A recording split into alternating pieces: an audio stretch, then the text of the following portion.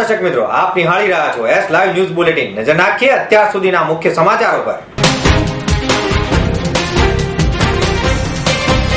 John Abraham અને નરેન્દ્ર મોદી વચ્ચે ગાંધીનગરમાં મુલાકાત।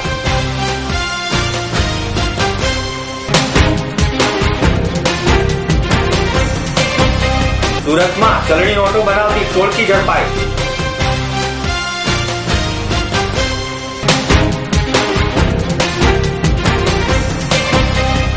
ગુજકોપ પ્રોજેક્ટનો પ્રારંભ કરાવતા મુખ્યપ્રધાન મોદી।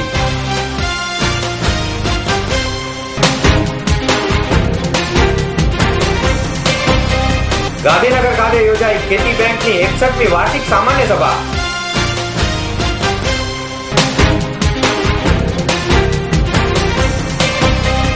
અમદાવાદમાં પશ્ચિમ રેલવે દ્વારા એક્સેલેટર સીડીનું લોકાર્પણ।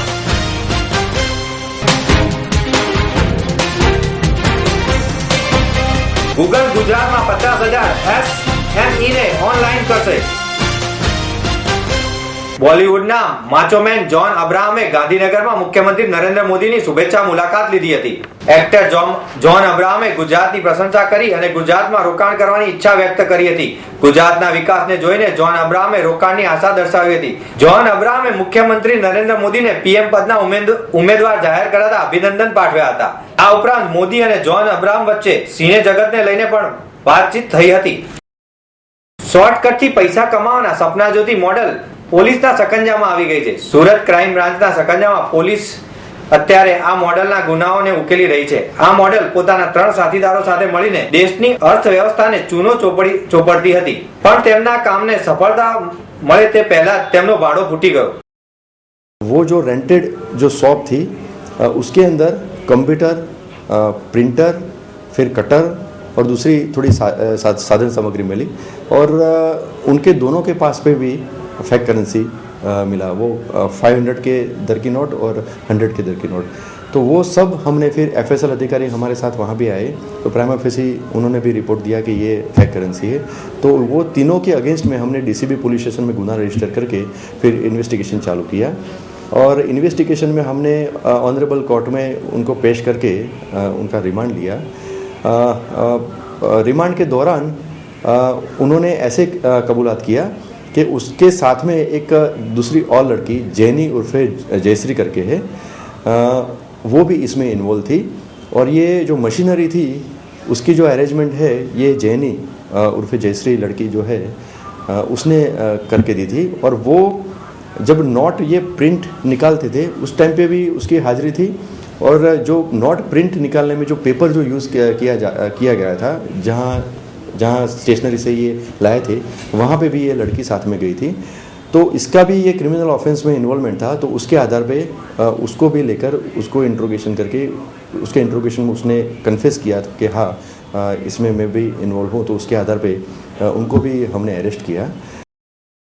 પોલીસે તેમના સાથીઓ પાસેથી નોટ બનાવવાની સામગ્રી સહિત લગભગ 1,32,000 રૂપિયાની ચલણી નોટો જપ્ત કરી હતી। પોલીસે મોડલ અને તેના સાથીઓ પાસેથી મળેલી જાણકારી બાદ ગેંગનો શિકાર બનનાર અને સહયોગીઓની સામે તપાસ પણ હાથ ધરી છે। ત્રણેય આરોપીઓને જેલ ભેગા કરી દેવામાં આવ્યા છે। મુખ્યમંત્રી નરેન્દ્ર મોદીએ ગુજરાતમાં પોલીસ અને સુરક્ષા સેવાઓને વધુ વિશ્વસનીય અને કાર્યદક્ષ બનાવવા ગુજકોપ પ્રોજેક્ટનો પ્રારંભ કરાવતા જણાવ્યું હતું કે સમગ્ર દેશમાં ટેકનોલોજીથી પોલીસ અને સુરક્ષા સેવાઓનું સર્વગ્રાહી સશક્તિકરણ કરવાની ક્રાંતિકારી પહેલ ગુજરાત સરકારે કરી છે। ગુજકોપ પ્રોજેક્ટ દ્વારા ગુજરાતના તમામ 1,000થી વધારે પોલીસ સ્ટેશનો, ગૃહ ઉદ્યોગો, જેલો, એન્ટી કરપ્શન બ્યુરોની કચેરીઓ, ફોરેન્સિક સાયન્સ લેબોરેટરીની, ગૃહ સંરક્ષણ દળ, નશાબંધી અને આબકારી જેવી સુરક્ષા અને કાયદો વ્યવસ્થાની કાર્ય સંસ્કૃતિ સાથે સંકળાયેલા વિભાગોને ટેકનોલોજી નેટવર્કથી આવરી લેવામાં આવશે।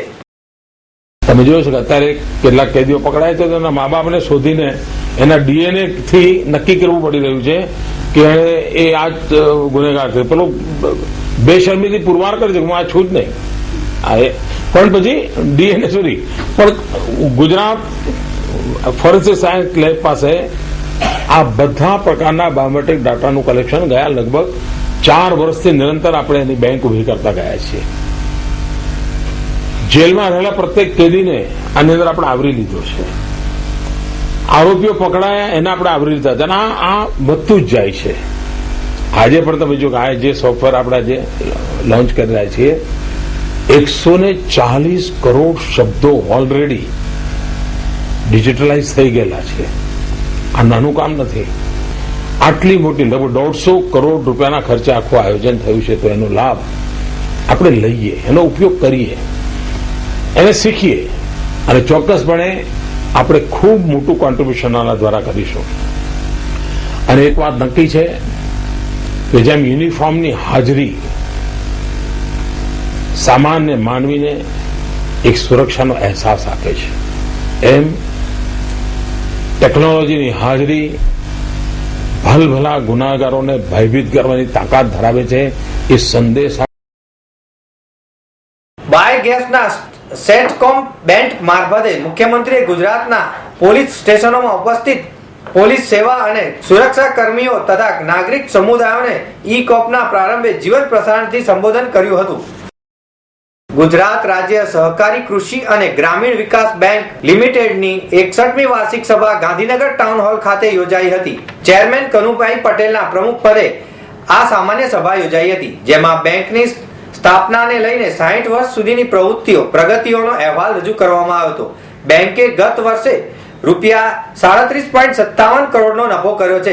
સભાસદોને 12% ડિવિડન્ડ આપવામાં આવ્યું છે. બેંકના ડિરેક્ટર, ધારાસભ્ય અને ગુજરાત રાજ્ય સહકારી બેંકના વાઇસ ચેરમેન શંકરભાઈ ચૌધરીની આગેવાનીમાં બનાસકાંઠા જિલ્લા મધ્યસ્થ સહકારી બેંકનું સમગ્ર નિયમન મંડળ બિનહરીફ ચૂંટાયા બાદ તેઓની ચેરમેન તરીકે ફરીવાર સર્વાનુમતે વરણી થઈ હતી તથા કનુભાઈ પટેલ દ્વારા સન્માન કરવામાં આવ્યું હતું. રાજ્યસભાના સભ્ય અને ભાજપના અગ્રણી વિજય રૂપાણી, નરહરી અમીન સહિતના મહાનુભાવો ઉપસ્થિત રહ્યા હતા. આ ઉપરાંત પૂર્વ ચેરમેનોને સન્માનિત કરવાનો પણ કાર્યક્રમ યોજવામાં આવ્યો હતો. પશ્ચિમ રેલવે અમદાવાદ રેલવે સ્ટેશન પર યાત્રીઓની સુવિધા માટે બનાવાયેલા સ્વયં સંચાલિત સીડીને મેયર મીનાક્ષી પટેલ, સંસદ હરીન પાઠક, કિરીટ સોલંકી તથા અન્ય અગ્રણીની ઉપસ્થિતિમાં ખુલ્લું મૂકવામાં આવ્યું હતું. આ એસ્કેલેટર મુખ્ય વિશેષતા એ છે કે આમાં ઉપર ચડવા તથા નીચે ઉતરવાની સુવિધા ખાસ પ્રકારે કરવામાં આવી છે. 1 કલાકમાં લગભગ 1000 યાત્રીઓને તેનો ઉપયોગ કરી શકશે. આ બંને અપ અને ડાઉન એક્સેલેટરની કિંમત 144 લાખ રૂપિયાની છે. ભવિષ્યમાં અમદાવાદ સ્ટેશનના દરેક પ્લેટફોર્મ પર આવી સુવિધા લગાવવામાં આવશે.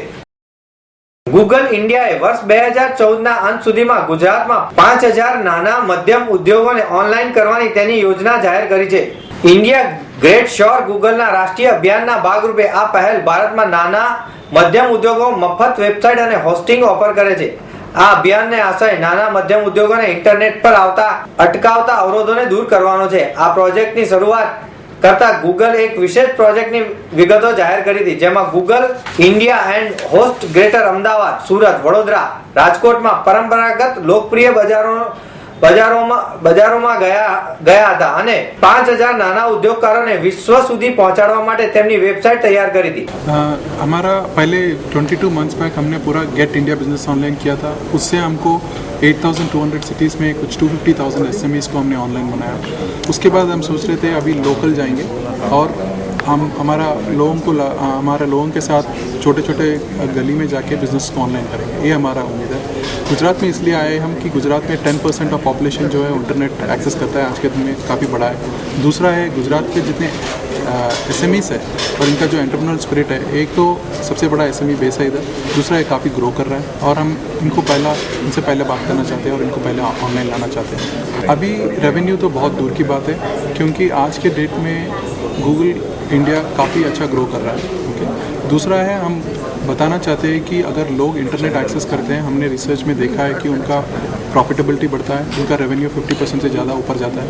तो पहले हम इंटरनेट पे लोगों को ला के उनको उसका बेनिफिट दिखाना चाहते हैं और ये इसीलिए हम गुजरात ऑनलाइन कर रहे हैं. और जैसे ही लोगों को पता चलेगा इसमें क्या फ़ायदा है, उसके बाद लोग खुद आने लगेंगे.